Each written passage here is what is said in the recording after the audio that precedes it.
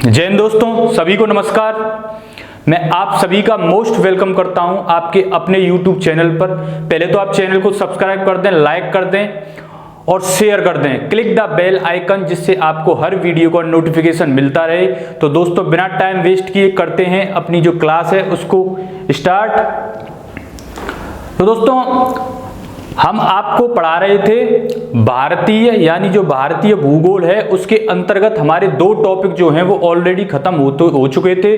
जो आपके टॉपिक थे भारत की भौगोलिक स्थिति एवं विस्तार, और दूसरा जो हमारा टॉपिक था वो था दोस्तों भारत के द्वीप यानी आइलैंड्स के बारे में। आज जो हम आपको टॉपिक कराने जा रहे हैं वो भारतीय भूगोल से ही होगा, लेकिन वो हमारा जो होगा वो होगा भारत की समुद्री सीमा। जो भारत की समुद्री सीमा है उसका जो विस्तार है वो कहां तक है, किस तरीके से उसका विस्तार का विभाजन किया गया है, तो वो सारी बातें और भारत के जितने भी चैनल हैं उन सभी के बारे में इस क्लास में हम देखने वाले हैं। तो दोस्तों चैनल को जरूर ज़्यादा से ज़्यादा शेयर करें। तो चलते हैं हम अपने टॉपिक की तरफ। तो सबसे पहले हम क्या करेंगे, वही हमारा जो पुराना फंडा है। कौन सा फंडा है? सबसे पहले हम क्या करेंगे, भारत का मैप। क्योंकि अगर आप ज्योग्राफी पढ़ रहे हो तो इसका मतलब है आपको पहले जो मैप है, भारत का जो मानचित्र है, वो आपके दिमाग में क्या होना चाहिए, एक सेट होना चाहिए एक तरीके से। तो देखते हैं, मैं जो भारत का नीचे का जो प्रायद्वीपीय भारत का हिस्सा है सिर्फ उसको ड्रॉ करूंगा, क्योंकि जो तट है वो भारत के दक्षिणी हिस्से में है। ऊपर क्या है, स्थलीय सीमा है, तो उसको हम नहीं देखेंगे। तो देखते हैं दोस्तों,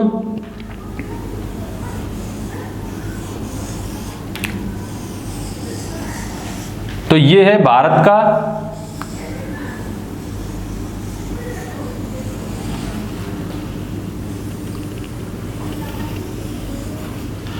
तो ये दोस्तों हमने देखा ये है भारत का जो प्रायद्वीपीय भारत का हिस्सा है, नीचे का यानी साउथ का जो हिस्सा है। हमने बताया भी था आपको जो भारत के ऐसे केवल 9 ही राज्य हैं जो तटीय सीमा बनाते हैं। ये मैंने आपको बताया था भौगोलिक स्थिति एवं विस्तार में। अगर आपने नहीं देखा है तो प्लेलिस्ट में जाइए और वहां पर जाके देखिए कि किस तरीके से जो मैंने टॉपिक बताया था। ये हमारा जो राज्य है दोस्तों ये है गुजरात। कौन सा राज्य है? गुजरात। गुजरात के नीचे आपका राज्य है महाराष्ट्र, और महाराष्ट्र के नीचे जो आपका राज्य पड़ेगा दोस्तों वो है गोवा। गोवा के बाद है हमारा कर्नाटक। कर्नाटक के नीचे दोस्तों ये पड़ता है आपका केरल, और ये है तमिलनाडु, और ये है आपका आंध्र प्रदेश, और दोस्तों ये है उड़ीसा, और ये है आपका पश्चिम बंगाल। यानी हमने देखा ऐसे भारत के पास सिर्फ 9 ही राज्य हैं जो अपनी तटीय सीमा बनाते हैं। तो वो तटीय सीमा किस नहीं बनाते हैं ये भी मैंने आपको बताया था, वो थी 6100 किलोमीटर। सिर्फ और सिर्फ राज्यों की बात कर रहा हूं मैं। यदि द्वीपों सहित देखा जाए तो द्वीपों सहित कितनी होती है, ये 7516.5 किलोमीटर। तो ये था, ये टॉपिक अलग था। लेकिन आज जो हम दोस्तों देखने वाले हैं वो देखने वाले हैं भारत की जो समुद्री सीमा का जो विस्तार है, जो उसका निर्धारण है वो किस तरीके से जो एक समुद्री कानून के तहत किया गया है, आज उसको हम डिस्कस करेंगे। तो मैं आपको बताना चाहता हूं कि सबसे पहले क्या करेंगे कि अगर आप भारत का मैप देखोगे और उसको जूम करने की कोशिश करोगे, जब उसको जूम करने की कोशिश करोगे तो आप देखोगे जो भारत का तट है वो सीधा नहीं है, सीधा ना होकर वो कटा छटा हुआ है। क्यों कटा छटा हुआ है? आपको पता है भारत के पश्चिमी और पूर्वी भागों में कई वर्षों से, प्राचीन समय से नदियां हैं जो बहती चली आ रही हैं, और नदियों के बहने से क्या हो गया है कि जो पश्चिमी और पूर्वी हिस्से हैं वो दोनों को क्या कर दिया गया है, नदियों के द्वारा काट छांट दिया गया है। जिस तरीके से क्या हुआ है, जो तट हैं उनका क्या हो गया है कि कहीं पर वो क्या हो गया है, बाहर की तरफ निकले हुए हैं और कहीं की तरफ अंदर की तरफ निकले हुए हैं। तो हम क्या करेंगे, जब भारत का जब एक जो सीमा रेखा है वो सीधी नहीं है तो हम क्या करेंगे, एक आधार रेखा मानेंगे। पहले एक आधार रेखा, सबसे पहले मैं बताता हूं आपको इस समुद्री सीमा को लेकर सन 1982 में, कब, सन 1982 में एक कानून बनाया गया। कानून क्या था? UNCLOS United Nation conventional law of sea, यानी एक समुद्री कानून बनाया गया 1982 में, और उसी के आधार पर जो समुद्री सीमा है उसको बांटा गया। कई क्षेत्रों में बांटा गया। कि यहाँ पर जो है भारत का संपूर्ण अधिकार होगा, यहाँ पर जो भारत है वो दोहन कर सकता है, यहाँ पर जो भारत है वैज्ञानिक अनुसंधान अपने जमा कर सकता है। तो इस तरीके से जो है समुद्री सीमाओं का विस्तार किया गया। अब देखना ये है, तो हमने क्या देखा, इन 1982 कब 1982 में एक क्या बनाया गया, एक कानून बनाया गया, किसको लेकर, समुद्र को लेकर एक कानून, जिसका नाम था अनक्लोज। इसको बोलते हैं समुद्री कानून 1982। तो इसको बोला जाता है friends United Nation convention law of sea. तो ये क्या था, ये बनाया गया था सन 1982 में। दोस्तों मैं अगर आपसे पूछूं एक क्वेश्चन कि आखिरकार इसकी जरूरत क्यों पड़ी, अगर माना जाए, अगर आपसे कहा जाए कि आप अपने घर का निर्धारण, अपने आपका जो घर है आप उसकी सीमा का निर्धारण कैसे करेंगे, तो आपके पास कोई ना कोई प्रमाण होगा कि ये जो सीमा है ये मेरे घर की है, ये जो सीमा है मेरे खेत और खलिहानों की है, तो आपके पास इसका कोई ना कोई प्रमाण होगा। उसी वजह से अगर मान के चलो ये लॉ न होता तो क्या होता, जैसे मैं आपको एक किस्सा बताता हूं, ये किस्सा है सन 1962 का। यूनाइटेड स्टेट ऑफ अमेरिका यानी यूएसए के दक्षिण में एक देश पड़ता है जिसका नाम है क्यूबा, और यह दौर था शीत युद्ध का यानी कोल्ड वॉर का। कोल्ड वॉर की शुरुआत होती है, जैसे ही वर्ल्ड वॉर सेकंड खत्म होता है उसके बाद एक नया दौर शुरू होता है जिसे बोला जाता है शीत दौर यानी शीत युद्ध, कोल्ड वॉर। कोल्ड वॉर क्या होता है फ्रेंड्स, ये था एक ऐसा युद्ध जो कभी आमने सामने न लड़के एक दूसरे की, मतलब किसी दूसरे देश की कंधे पर जो है हथियार रखकर उस पर अटैक करना। शीत का मतलब ये था कि इसमें कोई आमने सामने का युद्ध नहीं हुआ था। तो ये एक 80 का किस्सा है। इसी बात को लेकर मैं आपको बताता हूं कि यूनाइटेड जो यूएसए था, जो अमेरिका था, उसके नीचे एक देश पड़ता है जिसका नाम था आपका क्यूबा। उस क्यूबा पर जो रसिया था, क्योंकि एक तरफ क्या था कोल्ड वॉर में, एक तरफ यूएसए था और एक तरफ दूसरी तरफ रसिया था, तो इनका जो वॉर था वो था एक आइडियोलॉजिकल लेकर यानी एक सोच को लेकर। क्योंकि जो अमेरिका था उसकी सोच थी कि पूरे विश्व में क्या होनी चाहिए, डेमोक्रेसी होनी चाहिए, लोकतंत्र होना चाहिए यानी लिबरल होना चाहिए। और दूसरी तरफ जो रसिया था उसका कहना था कि पूरे विश्व के अंदर साम्यवाद होना चाहिए यानी सोशलिज्म होनी चाहिए, या आपका साम्यवाद के बाद आपका समाजवाद होना चाहिए यानी कम्युनिस्ट होना चाहिए। तो इसी सोच को लेकर इनके बीच में काफी लंबे समय तक ये युद्ध चला जिसका नाम था शीत युद्ध। तो रसिया क्या करता है, अपना जो बेस है, अपने जो न्यूक्लियर मिसाइल्स यानी जो परमाणु हथियार थे वो कहाँ, जो क्यूबा देश था वहां पे अपना एक मिलिट्री बेस बना लेता है।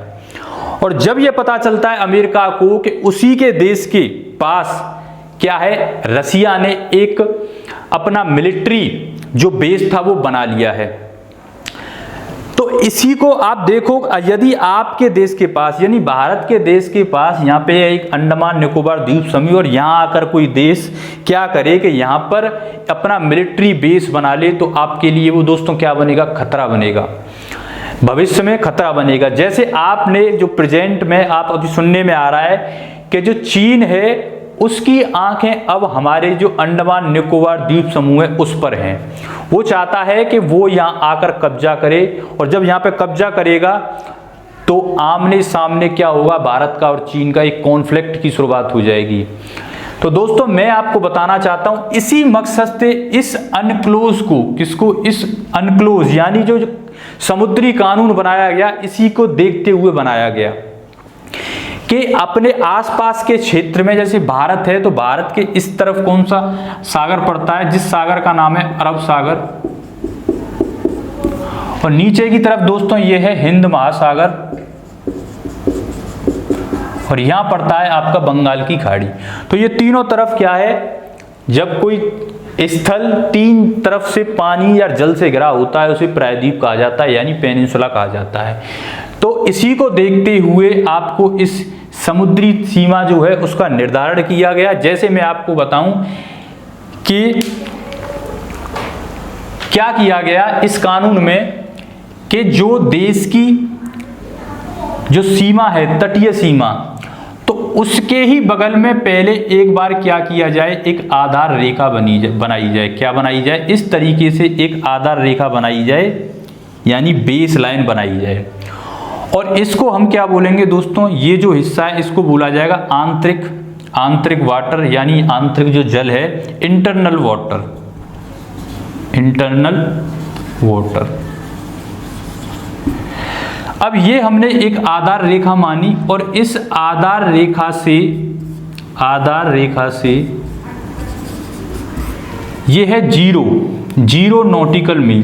दोस्तों मैं आपको बता दूं, जो समुद्र की जो दूरी नापी जाती है, जो मापी जाती है, वो किस में नापी जाती है? वो मापी जाती है दोस्तों आपका नॉटिकल माइल्स में। किस में नापी जाती है? नॉटिकल माइल्स में। तो 0 से 12 नॉटिकल मील की दूरी, इसके लिए एक सीमा, इसके लिए एक क्षेत्र बनाया गया। फिर 0 से 24 किलोमीटर की दूरी यानी डिस्टेंस पे एक अलग सीमा बनाई गई। कितनी? 24 नॉटिकल मील। Okay friends. फिर 0 यानी आधार रेखा से 200 नॉटिकल मील, यहां पर एक अलग सीमा का निर्धारण किया गया कि भारत के पास इनको लेकर किस किस प्रकार के अधिकार होंगे। जैसे मैं आपको बताऊं, इस आधार रेखा से 12 किलोमीटर की दूरी पर जो होगा उसे बोला जाएगा दोस्तों प्रादेशिक समुद्री सीमा। प्रादेशिक समुद्री सीमा, यानी इसी को हम क्या कहेंगे फ्रेंड्स? Terrestrial zone. क्या बोलेंगे? Terrestrial zone. इस सीमा में भारत के पास कौन से अधिकार होंगे, ये हम देखेंगे। उसके बाद हमने देखा जो दूसरा था वो था संलग्न क्षेत्र। इसको क्या बोला जाता है? संलग्न क्षेत्र, या इसी को आप बोल सकते हो या अवच्छिन्न क्षेत्र। क्या है? अवच्छिन्न क्षेत्र, या इसी को आप बोल सकते हो कॉन्टागियस जोन। कॉन्टागुअस जोन। ये कहां से कहां तक था? ये था 0 से 12 नॉटिकल मील, और ये था 0 से, या आप कह सकते हो 12 से 24 नॉटिकल मील। ठीक है दोस्तों, 0 से 24 नॉटिकल मील। और इसके बाद कौन सा होगा? इसके बाद होगा EEZ। इसको बोलेंगे एक्सक्लूसिव इकोनॉमिक जोन, EEZ, अनन्य आर्थिक क्षेत्र। अनन्य आर्थिक क्षेत्र, अनन्य आर्थिक क्षेत्र। ओके फ्रेंड्स, तो हमने देखा अगर 0 से 12 अगर आप देखोगे तो इस सीमा को बोला जाएगा प्रादेशिक समुद्री सीमा। इसी को बोलते हैं टेरेस्ट्रियल जोन। दूसरा हम देखेंगे संलग्न क्षेत्र या अवच्छिन्न क्षेत्र। ये होगा आपका 12 से 24 नॉटिकल मील। इसको लेकर भारत के पास कौन से अधिकार होंगे? तीसरा था EEZ, अनन्य आर्थिक क्षेत्र, यानी 24 से 200 नॉटिकल मील। इस सीमा को लेकर भारत के पास कौन से अधिकार होंगे, उनको देखेंगे हम। तो ये थी भारत की समुद्री सीमा, और इसी तरीके से ये पश्चिम में भी है और इसी तरीके से ये पूर्व में होगी। तो इसमें क्या देखना है फ्रेंड्स हमें, कि ये जो कानून है इसको हमें याद रखना है। जो समुद्री कानून बनाया गया अनक्लोज, ये कब बनाया गया? 1982 में। सिर्फ आपको ये याद रखना है यहाँ पर पॉइंट। उसके बाद में आपसे क्वेश्चन पूछा जा सकता है कि 0 से 12 नॉटिकल के बीच जो डिस्टेंस है उस सीमा को क्या कहा जाता है? तो उस सीमा को कहा जाता है प्रादेशिक समुद्री सीमा। उसके बाद संलग्न क्षेत्र जो है उसका दायरा क्या है, उसका क्षेत्र क्या है, उसका विस्तार क्या है? तो उसका विस्तार होगा 0 से 24 नॉटिकल मील। और जो EEZ यानी अनन्य आर्थिक क्षेत्र है उसका दायरा क्या होगा? अब हम देखेंगे सबसे पहले हमारे पास कौन सा था, वो है आपका प्रादेशिक समुद्री सीमा। तो प्रादेशिक समुद्री सीमा में भारत के पास संपूर्ण अधिकार होगा। संपूर्ण अधिकार का मतलब क्या होगा? संपूर्ण अधिकार का मतलब ये होगा कि भारत का कोई भी नागरिक समुद्र में जाके मछली पकड़ सकता है। भारत की जो सेना है, जैसे कोस्ट गार्ड है, कई प्रकार की जो हैं वो जाकर अपना गश्त लगा सकते हैं यहाँ पर इस एरिया में। तो संपूर्ण अधिकार का मतलब ये है किसी भी प्रकार का जो जहाँ पे जो भी कार्य होगा वो भारत जो है वो कर सकता है। दूसरा आपका जो फ्रेंड्स है वो है यहाँ पे संलग्न क्षेत्र या अविच्छिन्न क्षेत्र। अविच्छिन्न क्षेत्र में भारत के पास कौन कौन से अधिकार हैं, जैसे बोला जाए यहाँ पर टैक्स, सबसे पहले क्या है टैक्स। दूसरा वित्तीय अधिकार, वित्तीय अधिकार, ठीक है फ्रेंड्स। तो इस प्रकार के जो हैं वो अधिकार आपका किस क्षेत्र में है, संलग्न क्षेत्र या अविच्छिन्न क्षेत्र में जो हैं वो अधिकार हैं। दूसरा यहाँ पे क्या कर सकता है, यहाँ पे टैक्स ले सकता है भारत। अगर कोई जहाज बाहर से आता है और इस क्षेत्र में वो क्या करता है, एंटर करता है, अपना प्रवेश करता है, तो इसमें उसे क्या देना पड़ेगा, वसूली देनी होगी, यानी वसूली का अधिकार है, वसूली का अधिकार, टैक्स वसूली का अधिकार होता है इस क्षेत्र में यानी अविच्छिन्न क्षेत्र में। दूसरा यहाँ पे दूसरा क्या है यहाँ पे वित्तीय अधिकार। जो भी आपका धन से संबंधित अधिकार होगा भारत का वो इसी क्षेत्र में होगा। तीसरा यहाँ पे आप देख सकते हैं वित्तीय अधिकार के बाद साफ सफाई का अधिकार, साफ सफाई का जो अधिकार है वो इसी सीमा में के अंतर्गत आता है। टैक्स वसूली यानी सीमा वसूली का अधिकार। दूसरा आपका क्या होगा, वित्तीय अधिकार। तीसरा साफ सफाई का अधिकार। तीसरा फ्रेंड्स यहाँ पे हम देख लेते हैं जो थर्ड वन है वो कौन सा है, EEZ। EEZ का मतलब एक्सक्लूसिव इकोनॉमिक जोन यानी अनन्य आर्थिक क्षेत्र में। अब यहाँ पे देखा हमने, यहाँ पर हमारे पास संपूर्ण अधिकार था, 0 से 12 नॉटिकल मील के अंतर्गत पूरा अधिकार, संपूर्ण अधिकार। उसके बाद 12 से 24 के बीच में जो सीमा, जो क्षेत्र, जो विस्तार है उसके भारत के पास किसका अधिकार होगा, तो वो होगा टैक्स वसूली, वित्तीय अधिकार और साफ सफाई। उसके बाद हम देखते हैं 24 नॉटिकल मील से 20 नॉटिकल मील तक भारत के पास कौन कौन से अधिकार हैं। जैसे मैं आपको बताऊं, वैज्ञानिक अनुसंधान का अधिकार, ये मोस्ट इंपॉर्टेंट है। वैज्ञानिक अनुसंधान, वैज्ञानिक मतलब साइंटिफिक रिसर्च, अनुसंधान का अधिकार। दूसरा यहाँ पे क्या कर सकते हैं हम, नए द्वीपों का निर्माण कर सकते हैं, नए द्वीपों का निर्माण, नए द्वीपों का निर्माण यहाँ पर किया जा सकता है। ओके फ्रेंड, तो यहाँ पे वैज्ञानिक यानी साइंटिफिक रिसर्च किया जा सकता है। आपको पता है 24 न्यूटोमीकल से आगे अगर आप जाते हो तो यहाँ पे किसी भी प्रकार का आप साइंटिफिक रिसर्च कर सकते हो। आपने देखा समुद्र के जब तल में जाते हैं या कई प्रकार के क्या हैं आपके खनिज पाए जाते हैं, बहुत सारे यहाँ पे नेचुरल गैस हैं, बहुत सारे यहाँ पे आपने देखा है कच्चा तेल, और जैसे हमने देख रहे हैं बॉम्बे हाई है, वो कहाँ है बाहर, वो तो भारत के अंतर्गत ही है। तो वहाँ पर भारत क्या कर सकता है, वहाँ पे अपने जो नए अनुसंधान, जो वैज्ञानिक अनुसंधान है, साइंटिफिक रिसर्च है, वहाँ पर जाकर कर सकता है और नए द्वीपों का क्या कर सकता है, निर्माण कर सकता है। और भी हम देख लेते हैं, जैसे हम कहें संसाधनों का दोहन करना, जैसे बहुत सारे संसाधन हैं वो कहाँ पाए जाते हैं, समुद्री क्षेत्र में। मोस्टली संसाधनों का दोहन करना। ओके फ्रेंड, ये भी कहाँ पर है, इसी क्षेत्र में। जैसे पेट्रोलियम, नेचुरल गैस यानी प्राकृतिक गैस, ये सभी जो चीजें हैं वो मोस्टली कहाँ पर पाई जाती हैं, वो समुद्र के गर्भ में ही पाई जाती हैं। तो इन संसाधनों का दोहन कौन कर सकता है, भारत कर सकता है, क्योंकि ये इसके अधिकार क्षेत्र में है। वो किस क्षेत्र में आ रहा है, वो आ रहा है EEZ यानी अनन्य आर्थिक क्षेत्र में आ रहा है। तो यहाँ पर सबसे पहला अधिकार होगा वो भारत का होगा, न कि किसी अन्य देश का होगा। तो ये मैं आपको बताना चाहता हूँ। तो दोस्तों, ये हमने देखा कि भारत में जो समुद्री सीमा है उसका विस्तार किस आधार पर किया गया है, तो वो अनक्लोज यानी 1982 का जो लॉ है उसके आधार पर समुद्री सीमा प्रत्येक देश की, ये किसके द्वारा किया गया, यूएनओ के द्वारा। यूएनओ के द्वारा ये लॉ बनाया गया सन 1982 में, और कहा गया कि जितने भी विश्व में कंट्री हैं उनको इस लॉ का पालन करते हुए अपनी प्रत्येक देश की सीमाओं का जो निर्धारण है इसी तरीके से करना होगा। नहीं तो आपको पता है यदि इस तरीके से नहीं करे, अगर ये लॉ ना होता तो कोई भी देश किसी भी देश के तट पर जाकर अपना अधिकार क्या करता, जताने की कोशिश करता। तो दोस्तों जो क्लास थी, अब हम देखते हैं जो भारत के चैनल्स हैं, तो उन चैनल को देखेंगे। तो आप इसका स्क्रीनशॉट ले सकते हैं।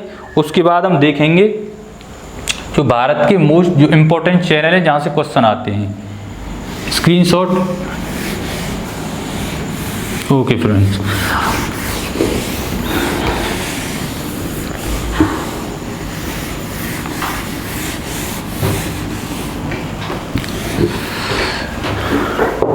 तो दोस्तों मैं बता रहा था आपको साथियों, देखना क्या है, अपनी नज़र जो है वो टिकाए रखें।